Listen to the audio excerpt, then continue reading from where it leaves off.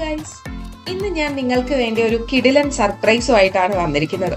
നമ്മൾ ഇന്ന് പരിചയപ്പെടാൻ പോകുന്നത് വോൾവോ 122 എന്നൊരു മുത്തശ്ശിക്കാരനെ പറ്റിയാണ്. 1964 ജനിച്ച ഈ മുത്തശ്ശിയുടെ പ്രായം ഇന്ന് 60 കഴിഞ്ഞു. പക്ഷേ ഇപ്പോഴും റോഡിലിറങ്ങിയാൽ ആളുകൾ തിരിഞ്ഞു നോക്കും. അതാണ് ഇതിന്റെ പ്രത്യേകത. സ്വീഡനിൽ ഇതിനെ വിളിക്കുന്നത് ആമസോൺ എന്നാണ്. ഗ്രീക്ക് പുരാണത്തിലെ പവർഫുൾ സ്ത്രീകളുടെ പേരാണിത്.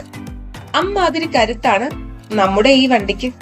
പിന്നെ നിൻസ് ബോളിൻ എന്ന വോൾവോയുടെ എഞ്ചിനീയർ 3 പോയിന്റ് സീറ്റ് ബെൽറ്റ് കണ്ടുപിടിച്ചില്ലായിരുന്നെങ്കിൽ ഇന്ന് നമ്മൾ എന്താകുമായിരുന്നു?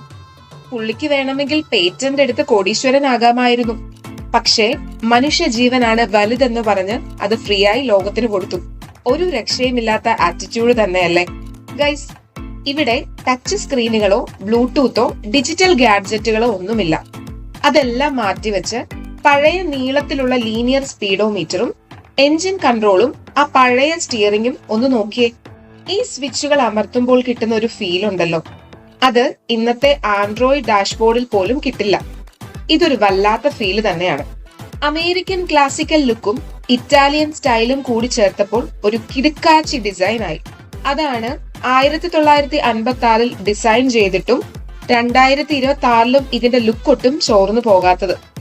ഇനി ഇതിന്റെ ഹൃദയത്തെ കുറിച്ച് പറയാം. 1.6 ലിറ്റർ 4 സിലിണ്ടർ എഞ്ചിൻ. ഇത് കേടാവുമെന്ന് വിചാരിച്ച് മെക്കാനിക്കിനെ വിളിച്ച് സമയം കളയണ്ട.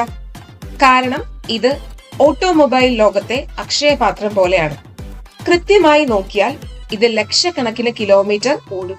ഇനി മൈലേജിന്റെ കാര്യം പറഞ്ഞാലോ, 1 ലിറ്ററിന് 8 മുതൽ 11 കിലോമീറ്റർ വരെയൊക്കെ ഓടും.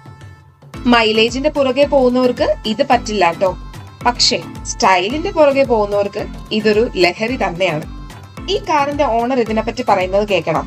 Das ist eine Amazon, ein Volvo 122 von 1964.